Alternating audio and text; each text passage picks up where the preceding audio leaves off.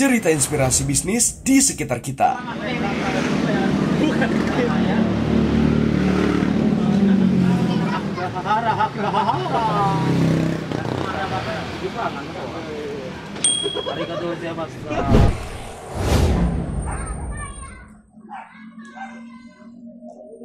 Assalamualaikum warahmatullahi wabarakatuh.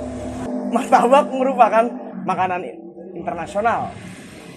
Sering kita temui di berbagai negara, nggak cuma di Indonesia ya. Jadi biasanya juga ada di Malaysia, Singapura, India pun juga kita bakal sering nemuin martabak. Nah, di Indonesia ada martabak khas ya. Biasanya martabak itu dari Bangka. Nah, biasanya terbagi dua nih martabak. Ada martabak manis dan juga martabak telur. Nah, makan martabak biasanya asik banget buat ngegantiin makanan utama. Biasanya bisa juga buat cemilan ya, tapi itu kenyang banget kita makan martabak. Nah, di episode FG Crips kali ini, cerita inspirasi bisnis, kita bakal nge-review nih usaha dari alumni SMA Future Gate. Nah, namanya adalah Maru Maru Maratabaku. Keren kan namanya? Kayak di Jepang-Jepang. Kayaknya konsepnya juga asik banget nih. Enak banget buat di-review. Nah, di episode perdana ini, kita akan ketemu sama teman-teman alumni SMA Future Gate yang punya usaha Maru Maru Martabaku. Penasaran gimana ceritanya? Ayo kita bahas.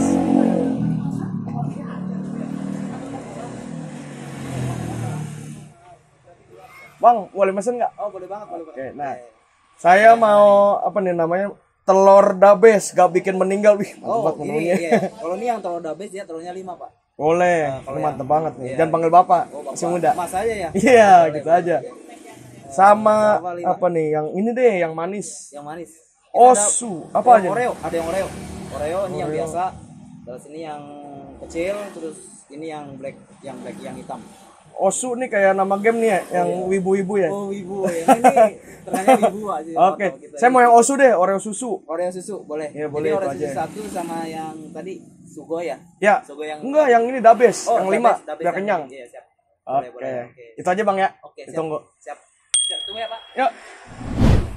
Nah, udah dipesan makanannya nih. Menu-menunya namanya kocak-kocak banget nih, kayak Jepangan banget. Lihat aja nuansanya. Asik banget kayaknya nih. Katanya sih martabak nuansa Akihabara ya kalau nggak salah ya, biar kayak di Jepang. Kita rasain dulu martabaknya, abis makan martabak jadi orang Jepang kan nih? Apa gimana? Penasaran saya. Nanti kita lihat makanannya kalau udah jadi. Kita tunggu dulu. Maru Maru Martabaku didirikan pada bulan Januari tahun 2021. Maru Maru didirikan oleh alumni SMA Future Gate loh. Mereka adalah Yuda dan juga Mikdad. Mereka adalah alumni SMA Future Gate angkatan kedua. Maru Maru hadir dengan konsep Jepangan yang kekinian, menyajikan beragam olahan martabak yang menjadi ciri khas tersendiri.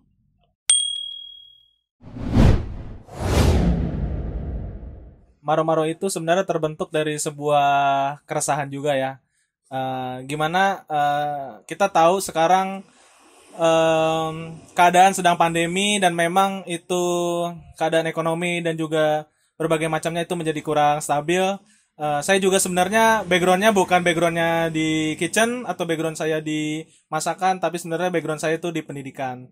Nah, memang qadarullah di saat pandemi saya mengalami pemecatan atau pengurangan karyawan dari kantor saya yang sebelumnya di Tour and Travel. Akhirnya saya berusaha untuk kira-kira bagaimana untuk anak-anak muda dan juga fresh graduate itu bisa bertahan di masa pandemi sekarang. Nah, akhirnya berangkat dari situlah aku bisa ngebangun ini karena juga berkat dari kawan-kawan dari FG juga, dari Mikdad dan juga dari kawan saya juga Aris Susanto, yang mana dia juga memiliki visi dan misi yang sama, yaitu bagaimana mengembangkan sebuah bisnis yang di dalamnya juga berbagai macam elemen, ada dari bisnis anak-anak muda yang lainnya. Jadi kita selain membangun bisnis, kita juga membangun kultur juga di sini. Akhirnya terbentuklah Maru Maru di tanggal 30 Desember 2020 dan berjalan hingga saat ini gitu. Jadi sebenarnya ini adalah bisnis kolaborasi sih antara Aris Susanto, saya sebagai manajemen dan juga land owner yang penyedia lahan itu sebagai Mikdad. Jadi kita jadi satu kesatuan menjadi Maru Maru Martabaku untuk membangun ekonomi dan membangun daerah gitu untuk anak-anak muda. Kenapa di sini kita milih martabak? Yang pertama karena salah satu kuliner Indonesia itu yang terkenal di Indonesia itu ya martabak. Jadi dia punya ciri khas, kayak kita nih punya martabak, kita bisa ngemain martabak untuk lebih dikenal luas lagi sebenarnya. Jadi kalau memang pertanyaan kenapa kita milih martabak, karena basic saya dari awal memang tujuannya ingin mengembangkan si martabak itu sendiri biar bisa dikenal luas, biar istilahnya ada tahtanya sendiri di kuliner Indonesia gitu kalau martabak itu sendiri gitu. Jadi emang dari tujuan dari awal untuk saya pribadi mungkin ingin benar-benar ngembangin martabak, berinovasi lebih kedepannya, lebih kreatif lagi, lebih kayak berinovasi lagi anak muda, mungkin bisa dikolaborasi dengan ya berbagai macam ide yang bagus lah kedepannya lagi gitu, biar banyak variasi lagi, banyak motivasi lagi, pokoknya keren banget lah pokoknya. Itu sih tujuannya kenapa pilih martabak. Kalau untuk segmentasi pasar sendiri, kenapa diambil di Jepang, kan kita ini ingin mengambil sesuatu hal yang berbeda dari segmen pasar yang ada. Karena mungkin kalau martabak yang biasa-biasa kita sudah bisa lihat gitu ya, kita tidak perlu sebut merek lah ya, karena martabak-martabak yang ada tuh konsepnya itu aja lah gitulah. Kita ingin mengembangkan sebuah konsep baru di mana ada yang namanya cross culture. Cross kulturnya itu kita di konsep di Jepangannya ini. Jadi di saat orang makan itu kayak membangkitkan memori-memori. Jadi memang sesuai dengan tagline kita, taste the bittersweet of memory. Jadi di saat dia makan dan kita sambil makan tuh ngeliat poster-poster di Jepangan, itu kayak membangkitkan memori-memori gitu. Indah, dulu tuh pernah nonton ini loh. Dulu kita tuh pernah nonton One Piece gitu. Nah, di saat dia makan itu kan membangkitkan memori. Jadi nggak sekedar merasakan enaknya martabaknya, tapi dia juga di sini tuh bisa share happiness dan juga bisa share pengalaman-pengalaman cerita. Jadi memang martabak ini konsepnya di Jepangan untuk membangkitkan memori-memori, sama memang semangatnya beda ya. Kalau di Jepangan itu kan memang semangatnya dia ada banget gitu. Jadi kayak gitu sih. Konsepnya dibuat beda. Jelas sih kalau target pembelian sebenarnya umum, tapi kalau kebanyakan itu anak-anak muda sih. Ya, jadi emang kita bisnisnya bisnis kekinian untuk memang kalangan anak muda, tapi kalau dari martabaknya pun rasanya semua rasa masuk. Gitu. Kalau konsep benar-benar fresh banget untuk anak muda, jadi rasa tetap sama, tetap umum gitu untuk orang, jadi nggak beda.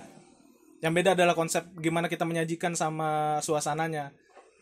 Kalau untuk rasa kita tetap sama dan bahkan kita upgrade lagi rasanya gitu. Untuk segi ingredientsnya, untuk rasa-rasanya kita dikembangin dengan yang sekarang, jadi kita ngikutin yang sekarang gitu pasarnya. Nah, datang juga nih. Mantap bener nih. Terima kasih. Terima kasih ya, Bang. Datang juga nih, abang yang mantap. Nah, ini dia. Udah datang sajiannya. Kalau kita makan di sini, kita bakal disajiin pakai piring. Kalau take away biasa ada kardus, cuman keren kardusnya nggak kayak martabak lain. Apa bedanya sama martabak lain? Yang lain kita nggak bisa nongkrong-nongkrong gini. Kalau di sini kita bisa nongkrong-nongkrong cantik sambil ngopi. Kopinya bisa kita pesen juga di sini. Ada yang kerja sama, jadi tandem lah. Jadi ada kopinya juga di sini. Kita bisa nongkrong bareng teman-teman. Cobain dulu boleh? Ya, dulu. Kayaknya saya mau cobain yang ini dulu nih. Asik nih. Tabak telur. Wih, sausnya juga beda ya.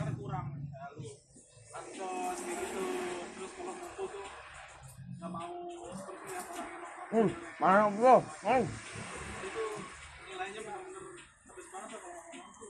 Isinya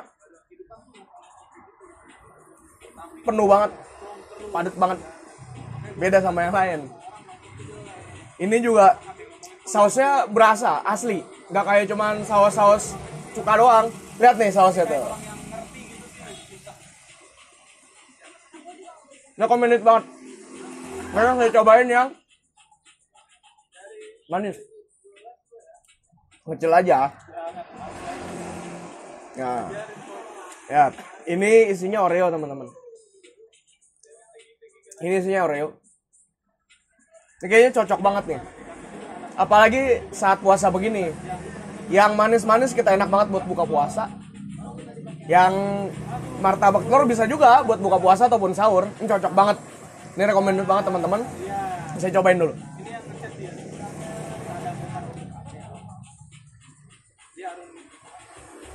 Martabak adonannya Oreo.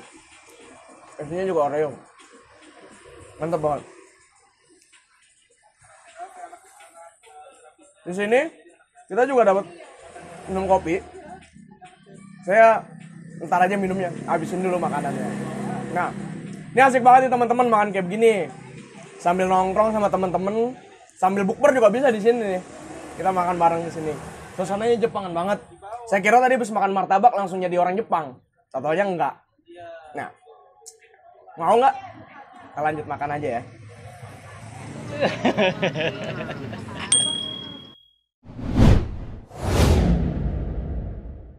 Jadi emang kita punya dari segi sambal beda ya, signature memang dari resep sendiri, apa kita punya rasa sendiri, punya tingkat keistimewaan sendiri. Mungkin dari itu jadi penilaian banyak orang bahwa sambal kita ini ya banyak yang bilang kayak mirip sambal dimsum, padahal memang itu dari resep kita sendiri yang bikin ya. Banyak yang bilang ini enak, ini apa ya, alhamdulillah itu jadi kayak perbedaan dari martabak yang lain dari sambalnya. Banyak yang suka, alhamdulillah. Baru-baru martabakku saat ini terletak di bilangan Duren Sawit, Jakarta Timur. Perkembangan bisnis martabak ini terhitung cukup menggiurkan dan juga mudah untuk dikembangkan. Modal yang tidak seberapa besar membuat siapapun berkesempatan untuk bisa memulai bisnis makanan ini. Pasar yang sudah tercipta, terutama di kota-kota besar, membuat bisnis martabak cenderung mudah mendapatkan ceruk yang sudah terbentuk.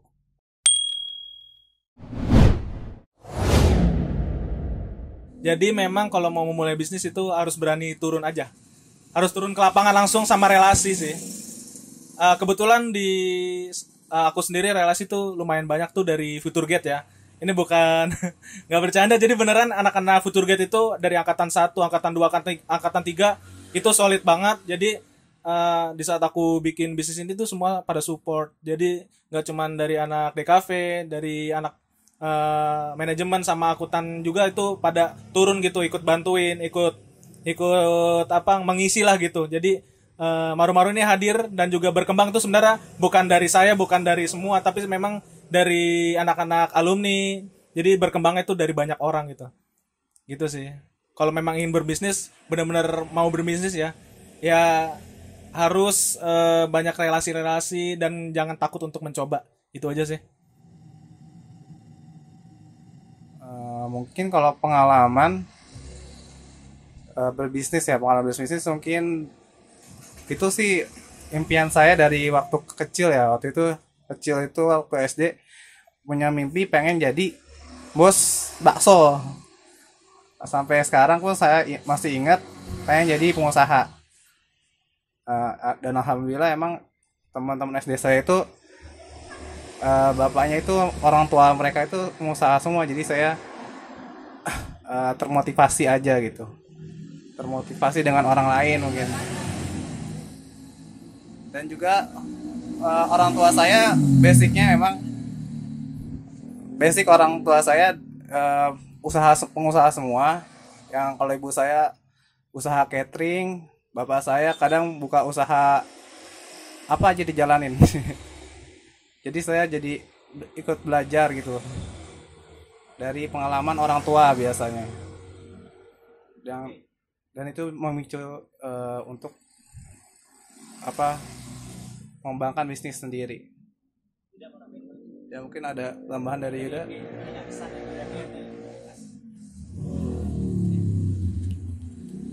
Sorry, mungkin kalau dari FG ya, FG itu nggak ada duanya lah ya. Dalam artian gini, jadi yang paling support, yang paling benar-benar ada gitu memang alumni-alumni teman-teman sekolah SMA gitu yang kita nggak kira-kira gitu, yang kita nggak bisa duga-duga, ternyata dari SMA Futurgate sendiri nih alumni-alumninya bener-bener solid banget. Jadi bukan melebih-lebihkan ya, jadi kalau misalkan nggak ada support dari anak-anak FG itu mungkin Maru-Maru tuh nggak selancar saat ini gitu. Jadi memang udah banyak banget campur tangan dari alumni FG dan anak-anak FG, itu yang ngebuat saya tuh pengen banget punya mimpi di mana menyatukan banyak orang lewat bisnis yang udah ada ini, yaitu lewat Maru-Maru. Jadi aku ingin menyatukan banyak orang lah, nggak cuma anak FG tapi di sekitar sini, jadi daerahnya terbangun. Jadi belajar bersama-sama, jadi membangun bisnis bersama-sama dan sukses bareng-bareng, itu sih. Jadi quotes-nya mungkin yang saya selalu kenang itu, berbisnis itu memang sulit, tapi lebih sulit lagi berbisnis sendiri-sendiri. Jadi kalau kita berbisnisnya bareng-bareng, gerbongnya itu ditariknya mungkin lebih ringan. Kalau kita berbisnis sendiri-sendiri tanpa orang lain itu pasti akan lebih berat dan jalannya bakal lebih lama. Jadi kalau bisa berbisnis ya bareng-bareng, dan juga bangun daerah tuh bareng-bareng. Jadi semuanya bergerak bersama. Itu sih. Jadi suksesnya tuh yang ngerasain gak cuma sendirian, tapi di sekitar juga pasti ngerasain sukses kita juga. Kalau menurut saya berbisnis itu saya nggak tahu apa itu bisnis. Itu yang pertama. Karena emang nggak pernah belajar tentang bisnis, tentang apa. Saya berusaha untuk melanjutkan hidup. Tapi untuk anak-anak yang ingin berpartisipasi dalam bidang bisnis, yang jelas ya satu, jangan mudah menyerah. Itu yang pertama. Bangkit, gagal itu sudah hal biasa.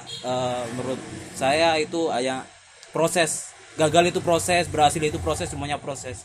Yang jelas kalau memang mau bikin usaha, bikin bisnis, bikin apapun itu untuk hidup Anda, ya terus berjuang dan jangan pernah menyerah. Itu sih kayak menurut saya tentang bisnis itu. Di situ sendiri ya jangan pernah menyerah, itu aja sih. Terakhir dari saya mungkin berbisnis itu masalah niat. Niat untuk apa bisnis ini, untuk diinvestasikan untuk akhirat atau untuk dunia. Karena emang rezeki itu dari Allah, dan kita harus barengi bisnis ini dengan ibadah. Insya Allah berkah dapat, dunia pun dapat. Itu sekian dari saya. Maru-maru martabakku, martabak Nusantara, kultur Akihabara.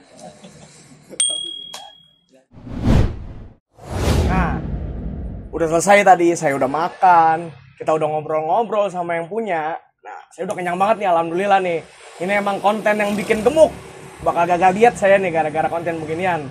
Tapi teman-teman, dari konten ini kita bakal ngeliat nih, inspirasi usaha apa sih yang bisa jadi ide buat kita. Kayak contohnya ini, martabak.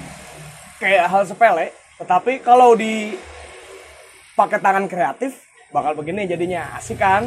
Nah teman-teman, ini bisa jadi referensi teman-teman untuk berbisnis ke depannya.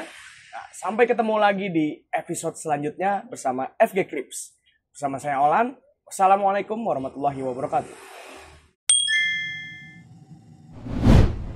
Cerita inspirasi bisnis di sekitar kita. Jalan. Buat teman-teman nih alumni FG yang belum pernah kesini, wajib datang. Rugi yang belum pernah datang, rugi ke Maru-Maru Martabakku.